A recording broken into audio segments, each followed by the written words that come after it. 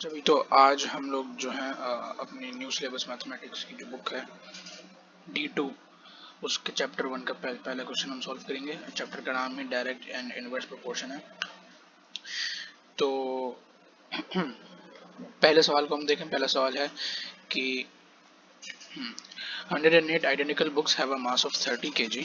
30 kg का marks है 108 identical books का। ठीक है, सारी बुक्स सेम है। Find the mass of 150 such books. ठीक है, अब पहले पार्ट 1 इसका सॉल्व करते हैं। सवाल में लिखा हुआ है 108 बुक्स का मास है। 108 बुक्स का मास कितना है? इसका मास है 30 kg। ठीक है, तो 101 बुक्स का मास कितना है? 30 kg। तो 150 बुक्स का कितना होगा, यानी 150 बुक्स का कितना होगा? हम मिसाल के तौर पर इसको सपोज कर लेते हैं। जो 150 का मास है हम उसको सपोज कर लेते हैं x। ठीक है, उसको हम लोग x सपोज कर लेते हैं। अब क्या है, हमारे पास बताया हुआ है कि 108 बुक्स का मास 30 kg, 150 का कितना होगा, हमें ये फाइंड करना है। तो एक मेथड होता है जिसको हम ऐसे ही लिखते हैं, यूँ करके। एक मिनट। तो जब भी ऐसे चीज़ें कंपेयर हो रही हो ना, मिसाल के तौर पर भी हमारे पास 108 बुक्स का मास दिया हुआ है, वो 30 kg है। अब 150 का कितना होगा? अब यहाँ पे एक ही चीज़ की बात हो रही है। हम दोनों को मिसाल पहले हमें इतना पता था, ठीक है, फिर उसके बाद हमें और दे दिया और हमें उसका फाइंड करना है। तो मतलब चीज़ सेम है, बस हमने क्वांटिटी बढ़ा दी है। तो ये रेशियो का सवाल, रेशियो उसको हम बोलते हैं, रेशियो का सवाल है। अब इसका रेशियो ये था कि 108 का मास 30 है, तो 150 का मास कितना होगा? अब इसके अंदर क्या हो रहा है, जैसे हमने पहले डिस्कस किया था लास्ट वीडियो में कि 108 बुक्स का मास 30 kg है, तो मास ऑफ 150 बुक्स का कितना होगा?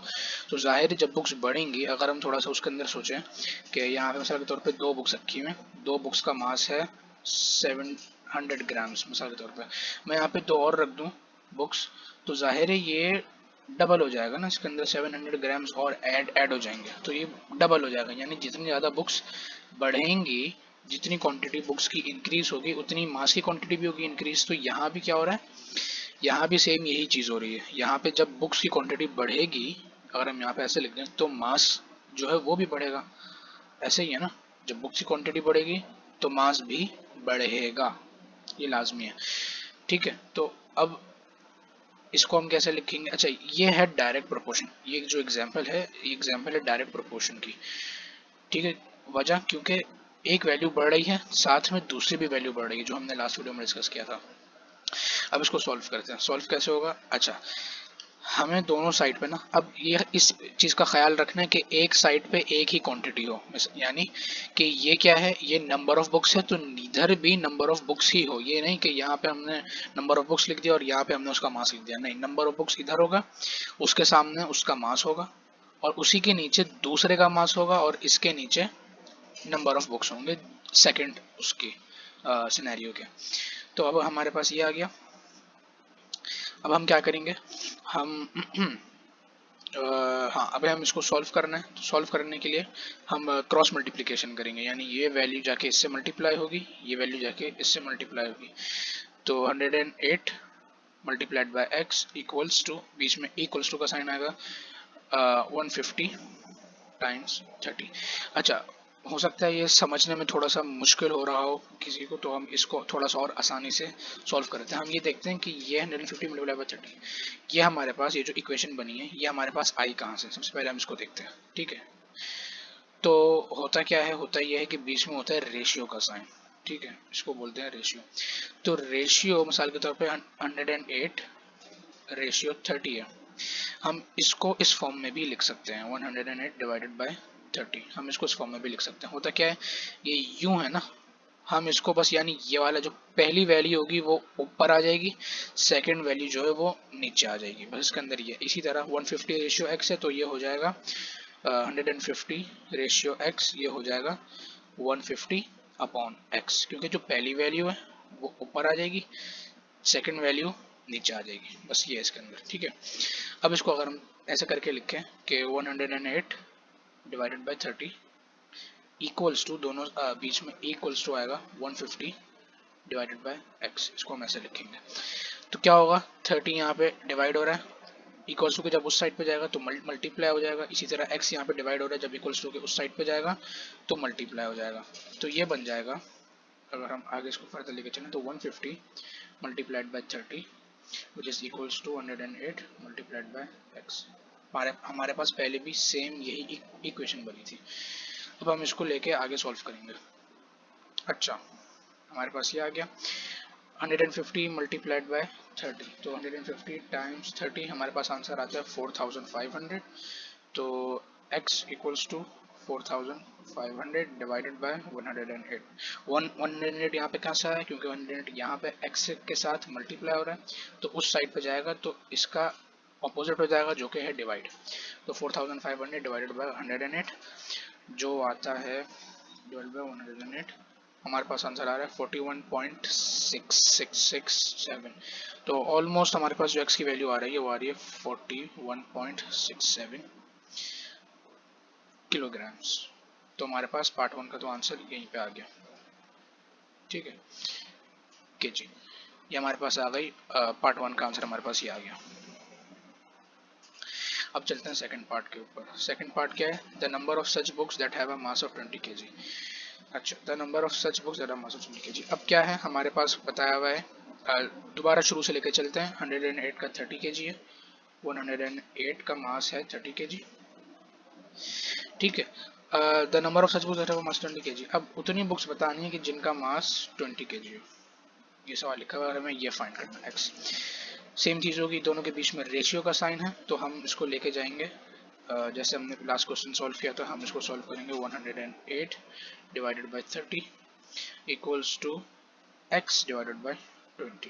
ठीक है, अच्छा, पहली वैल्यू ऊपर आएगी, सेकंड वैल्यू नीचे आएगी, वही सेम कॉन्सेप्ट जो मैंने पहले बताया था। 30 यहाँ पे मल्टीप्लाई हो रहा है, उस साइड पे जाके डिवाइड हो जाएगा, नहीं इधर डिवाइड हो रहा है वहाँ जाके मल्टीप्लाई हो जाएगा, ये डिवाइड होगा मल्टीप्लाई हो जाएगा। तो 108 टाइम्स 20 इक्वल्स टू 30x, और फिर उसके बाद x equals to 108 times 20 divided by 30, जो उसका आंसर आएगा 108 मल्टीप्लाइड बाय 20 डिवाइडेड बाय 30। इसका आंसर आ रहा है हमारे पास 72। क्या आंसर है 72 बुक्स, मतलब 72 बुक्स का जो वेट होगा वो होगा 20 kg। अच्छा भाई, अब उसी एक्सरसाइज का हम सेकंड क्वेश्चन सॉल्व करते हैं।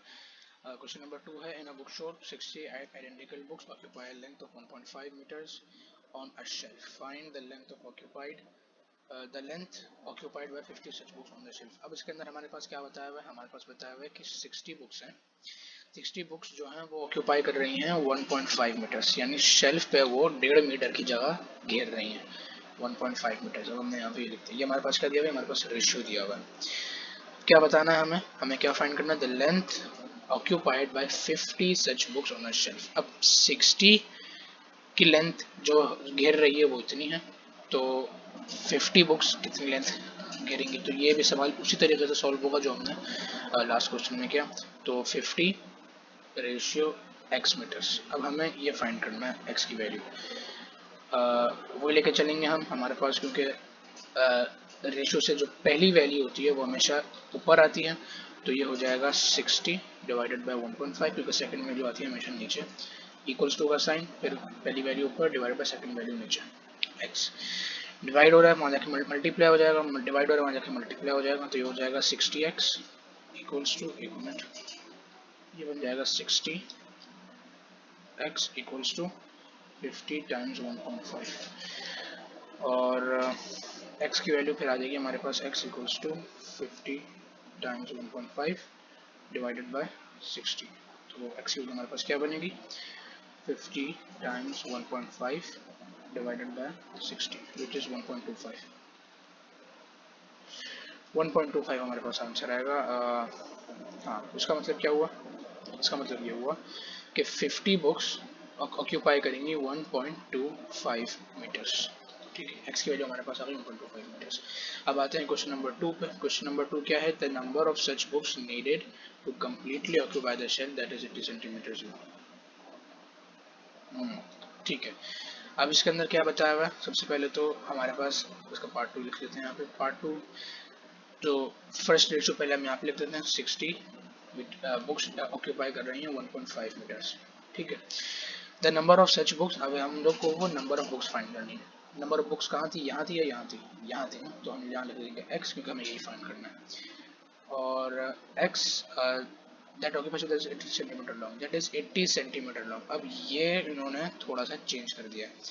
क्यों चेंज कर दिया, हमने जो रेशियो लिखा है ये जो हमने रेशियो लिखा है ये है मीटर्स में, ठीक है। इसके अंदर जो हमारे पास डिस्टेंस दिया हुआ है मीटर्स में, हमने यहाँ लिखा हुआ है और यहाँ भी लिखा हुआ है m, जबकि इन्होंने यहाँ पे लिखा हुआ है 80। अब अक्सर स्टूडेंट्स क्या करेंगे, वो इस पर और नहीं करेंगे, यहाँ पे डायरेक्ट लिख देंगे 80, लेकिन इसका आंसर आएगा गलत, ये गलत हो जाएगा। क्यों, क्योंकि यहाँ पे लिखा हुआ है 80 सेंटीमीटर्स, मीटर्स नहीं लिखा हुआ और हमें मीटर्स में चाहिए। 80 सेंटीमीटर्स हम यहाँ पे कब लिख सकते हैं, जब हम लोग 1.5 इसको भी हम कर दें सेंटीमीटर्स, ठीक है। लेकिन क्योंकि हमारे पास ये मीटर में है तो हमें या तो इसको मीटर में लिखना पड़ेगा इस वैल्यू को, या फिर इसको हमें सेंटीमीटर लिखना पड़ेगा।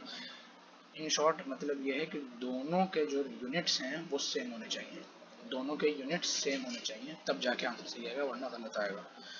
तो अब अगर हम मिसाल के तौर पे इसको मीटर्स में ले आते हैं, तो मीटर्स में कैसे लाएंगे, हमें मीटर्स में लाने के लिए हम डिवाइड बाय 100 करते हैं, हाँ डिवाइड बाय 100 करते हैं, इससे हमारे पास आंसर आ जाएगा 0.8। तो 80 सेंटीमीटर लॉन्ग 0.8, हाँ आ जाएगा 0.8 मीटर्स। अब हमें इसको फाइंड करना है। रेशियो है, पहली वैल्यू आएगी ऊपर, सेकंड वैल्यू आएगी नीचे, तो ये बन जाएगा 160 डिवाइडेड बाय 1.5 इक्वल्स टू 0.8, नहीं x डिवाइडेड बाय 0.8, क्योंकि पहली वैल्यू हमेशा ऊपर आती है। डिवाइड हो रहा है, मल्टीप्लाई, डिवाइड हो रहा है, मल्टीप्लाई, ठीक है। तो क्या हो जाएगा, ये हो जाएगा 160 times 0.8 equals to 1.5 times x। x की वैल्यू क्या आ जाएगी हमारे पास, x की वैल्यू हमारे पास आएगी 160 टाइम्स 0.8 डिवाइडेड बाय 1.5। तो x is equals to 160 times 0.8 divided by 1.5. 160 times 0.8 divided by 1.5, 85.333, ये आंसर आ रहा है। तो गलती तो नहीं करेंगे। The number of such books that needed to completely occupation, that is 80 centimeters long, length of 1.5 meters। अच्छा मैंने यहाँ पे 160 लिखा हुआ है, तभी आंसर बता रहा है। यहाँ पे 160 नहीं आएगा, यहाँ पे आएगा 60 खाली, तो यानी कि ये सारा मैंने गलत किया, यहाँ पे आएगा 60, मैंने गलती कर ली, मैंने यहाँ पे 60 ये नहीं आएगा 60, इसी तरह यहाँ भी आएगा 60। तो आंसर क्या बनेगा हमारा, आंसर हमारा बनेगा 60 मल्टीप्लाइड बाय 0.8 डिवाइडेड बाय 1.5, 32, हमारा आंसर आया 32। तो x की वैल्यू आ रही है 32, ये हमारा आंसर। देखें जरा, सिर्फ एक मैंने यहाँ पे 1 एक्स्ट्रा लिख दिया था, उसकी वजह से पूरा सवाल हमारा गलत हो गया। तो ये रहा हमारा आंसर सेकंड उसका क्वेश्चन का। तो इससे हमारे पास जो है, जो एक चीज़ हमें पता चलती है वो ये है कि ये जो इन्होंने ये किया है ना, यहाँ पे 80 सेंटीमीटर्स लिख दिया, ये इसका सबसे ज़्यादा ख्याल रखना है पूरे क्वेश्चन के अंदर। अगर कोई क्वेश्चन थोड़ा सा ज़्यादा आसान आता है अक्सर एग्जाम्स में, तो उसके अंदर ये क्या क्या होता है, उन्होंने किसी एक पार्ट के अंदर ना वो कुछ यूनिट चेंज करके कुछ लिख देते हैं, और उसकी वजह से फिर हालांकि सवाल होता आसान है, लेकिन उसकी वजह से पूरा जो क्वेश्चन है वो पूरा गलत कर देता है, उससे उसके 1 मार्क भी नहीं मिलता। तो अब क्वेश्चन नंबर 3 पे चलते हैं इसी एक्सरसाइज के।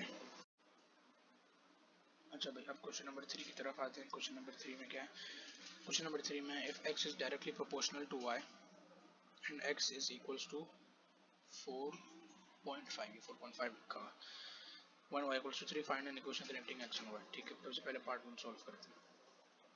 अच्छा, इक्वेशन के बारे में मैंने लास्ट वीडियो में बात करी थी कि जब डायरेक्टली प्रोपोर्शनल होता है तो इक्वेशन कैसे लिखते हैं। अब यहाँ पे उसको थोड़ा सा रिकैप हो जाता है। यहाँ से रिकैप कर लेते हैं। तो F if x is directly proportional to y, हम पहले क्या लिखेंगे, हम पहले लिखेंगे एक्स, फिर प्रोपोर्शनैलिटी का साइन लिखेंगे जो मैंने बताया था होता है ये होता है प्रोपोर्शनैलिटी का साइन। तो एक्स प्रोपोर्शनलिटी का साइन, अब क्योंकि डायरेक्टली प्रोपोर्शनल है तो हम लिखेंगे सिर्फ y, ठीक है, हम लिखेंगे सिर्फ और सिर्फ y। अगर ये डायरेक्टली के बजाय, मिसाल के तौर पर सिर्फ एग्जांपल दे रहा हूँ, यहाँ पे वो होगा नहीं, लेट्स से कि ये होता इनडायरेक्टली प्रोपोर्शनल, अगर ये इनडायरेक्टली प्रोपोर्शनल होता प्रोपोर्शनल, तो हम यहाँ क्या लिखते हैं, हम यहाँ पे y नहीं लिखते, हम यहाँ पे लिखते हैं 1/y, ठीक है। इस बात का बहुत ज़्यादा ख्याल रखना है कि डायरेक्टली में हम नॉर्मल y लिखेंगे, इनडायरेक्टली में हम 1/y लिखेंगे, या फिर 1 अपॉन जो भी यहाँ पे वैल्यू दी हुई होगी, ठीक है। अच्छा, अब हमारे पास पहला पार्ट क्या है, इक्वेशन बतानी है हमें। ये इक्वेशन नहीं है, ये जो है ये इक्वेशन नहीं है। इक्वेशन क्या होती है, इक्वेशन उस समझ लें उस टर्म को कहते हैं, या फिर उस एक ऐसी लाइन को कहते हैं जिसके अंदर इक्वल्स टू हो। जो इक्वल्स टू होता है ना, जिसके अंदर जिस लाइन के अंदर इक्वल्स टू लिखा हुआ हो, उसको हम बोलते हैं इक्वेशन। क्योंकि इक्वेशन का जो लफ्ज है ये हमने लिखा हुआ इक्वेशन, तो इक्वेशन ये इक्वा इक्वा कैसे निकला है, इक्वल से निकला है ना,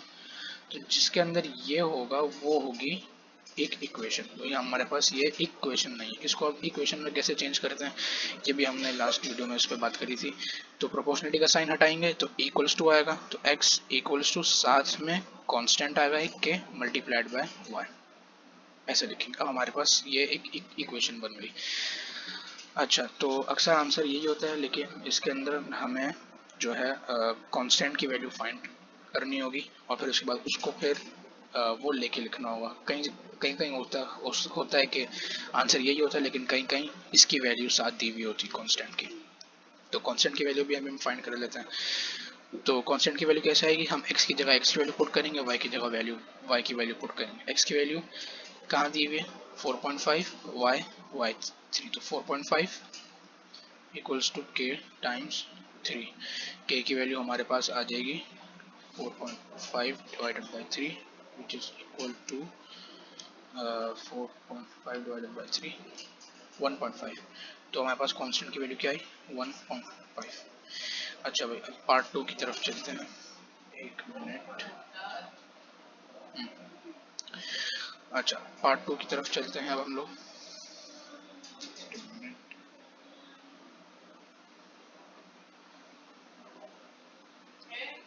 अच्छा, पार्ट 2 इसका क्या है, इसका पार्ट 2 है, हम यहाँ पे लिख लेते हैं part 2, the value of x when y equals to 6। अब हमारे पास k की वैल्यू क्या आई थी, हमारे पास k की वैल्यू आई थी 1.5, ये तो हमें पता है। k की वैल्यू हमारे पास 1.5 आई थी, k की वैल्यू हमारे पास 1.5 आई थी, और हमारे पास जो इक्वेशन बनी थी वो बनी थी x equals to 1.5 times y, ये हमारी बनी थी ना इक्वेशन। k y थी, k मल्टीप्लाइड बाय y थी, अब हमने k की जगह k की वैल्यू पुट कर दी, तो वो 1.5 टाइम्स y बन गया, ठीक है। अब हमारे पास ये थी, हमें क्या चाहिए, x की वैल्यू फाइंड करनी है, y की वैल्यू दी है, तो हमने x की जगह x लिखने दी क्योंकि हमें x की वैल्यू फाइंड करनी है, इक्वल्स टू 1.5 जो कि कांस्टेंट है, multiplied by y which is 6। तो हमारे पास x की वैल्यू आ जाएगी 1.5 टाइम्स 6 9, हमारे पास x की वैल्यू आ गई 9। इस बात का ख्याल रखना है कि x y इक्वल्स टू 6 दिया हुआ है ना, तो हम x की जगह ये वाली वैल्यू पुट नहीं कर सकते, क्योंकि ये एक अलग सिनेरियो था। जब x 4.5 था तो y 3 था, ठीक है। यहाँ पे y 3 नहीं लिखा हुआ, यहाँ पे y लिखा हुआ है 6 है, तो जब y 6 है तो x की वैल्यू भी अलग होगी, इसलिए हम x की जगह ये वाली वैल्यू नहीं लिख सकते, बात का ख्याल रखना, ठीक है। अब आते हैं हम लोग क्वेश्चन नंबर 3 पे, पार्ट 3 पे अब हम लोग आते हैं। पार्ट 3 में क्या लिखा हुआ है, the value of y when x equals to 12। हमारे पास x की वैल्यू दी है, पहले इक्वेशन दोबारा लिख लेते हैं 1.5 y, और हमारे पास x की वैल्यू दी हुई है जो कि है 12 इक्वल्स टू, अगर हमें y की वैल्यू फाइंड करनी टाइम्स y, बस ये। अब यहाँ पे y क्या हो रहा है, यहाँ 1.5 यहाँ पे y से मल्टीप्लाई हो रहा है, ठीक है। अब y से मल्टीप्लाई होगा तो हमारे पास आंसर तो कोई नहीं आएगा, 1.5 y ही आएगा। तो हमें इस 1.5 को इस साइड पे लाना होगा। जब भी इक्वल्स टू किसी भी वैल्यू को इक्वल्स टू के साइड पे शिफ्ट करते हैं, यानी एक साइड है उससे दूसरी साइड पे लाते हैं, तो जो फंक्शन वहाँ पे हो रहा होता है ना, उस वैल्यू का वो उसका ऑपोजिट हो जाता है। अब यहाँ पे 1.5 क्या हो रहा है, मल्टीप्लाई हो रहा है ना y से ये मल्टीप्लाई हो रहा है। तो जब ये इक्वल्स होके उस साइड पे जाएगा तो ये हो जाएगा इसका मल्टीप्लाई का ऑपोजिट, जो क्या होता है, डिवाइड। किससे होगा डिवाइड, 12 से डिवाइड होगा। तो 12 divided by 1.5 equals to y। ठीक है, y की वैल्यू क्या आएगी, y की वैल्यू हमारे पास आ जाएगी y equals to 12 divided by 1.5 जो क्या आता है 8। तो y की वैल्यू होगी हमारे पास 8।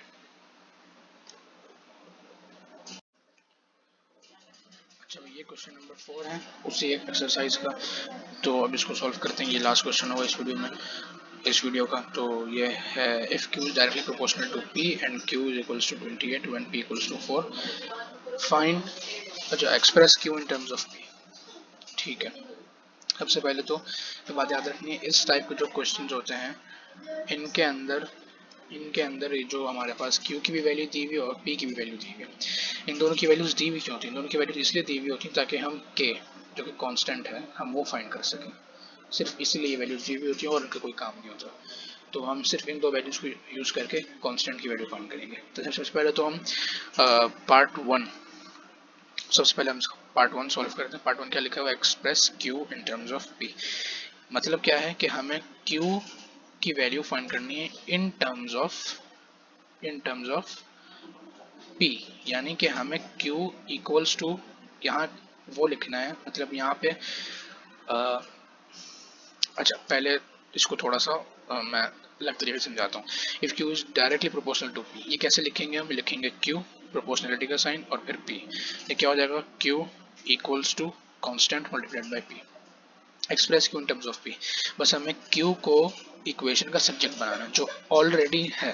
तो हम लोग q इक्वल्स टू kp, ये आंसर है, लेकिन अभी फिनिश नहीं हुआ। इसको हम लोग आंसर लिखेंगे तो हमें इसके शायद आधे मार्क्स मिलेंगे, पूरे मार्क्स नहीं मिलेंगे। हमें सबसे पहले कांस्टेंट की वैल्यू फाइंड करनी होगी। तो कांस्टेंट वैल्यू कैसे फाइंड करेंगे, q की जगह q की वैल्यू, p की जगह p की वैल्यू, इन्हीं जगहों से। तो 28 equals to constant multiplied by p which is 4। और अगर इसको और नीचे जाएं तो ये हो जाएगा 28 डिवाइडेड बाय 4। 4 यहाँ पे मल्टीप्लाई हो रहा है, वहाँ जाकर डिवाइड हो जाएगा, इक्वल्स टू k की वैल्यू हमारे पास क्या आ गई, हमारे पास आ गई 7। 7 आ गई हमारे पास k की वैल्यू। ठीक है, अब हमारे पास 1 का आंसर क्या बना, 1 का हमारे पास जो आंसर बना वो है q इक्वल्स टू 7y, नहीं 7y नहीं, सॉरी 7p। ये हमारे पास पार्ट 1 का आंसर आ गया। ठीक है, अब चलते हैं क्वेश्चन नंबर 2 की तरफ। क्वेश्चन नंबर 2 क्या है, क्वेश्चन नंबर 2 है आपका, question number 2 part 2, question number 4 part 2। Find the value of q when p equals to 5। ठीक है, हमारे पास इक्वेशन ये पहले से बनी हुई है, q equals to 7 multiplied by p।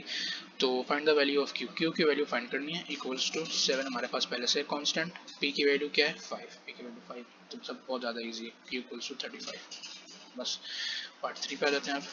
Part 3 क्या है, calculate the value of p equals to 42। q 42 है, इक्वल्स टू 7p। तो 7 यहाँ पे मल्टीप्लाई हो रहा है, वहाँ जाके क्या हो जाएगा, डिवाइड हो जाएगा। तो 42 divided by 7 equals to p। और p की वैल्यू हमारे पास आ जाती है, p equals to 42 divided by 7, ये आता है आई बिलीव 6। ये हमारे पास आंसर आ गया।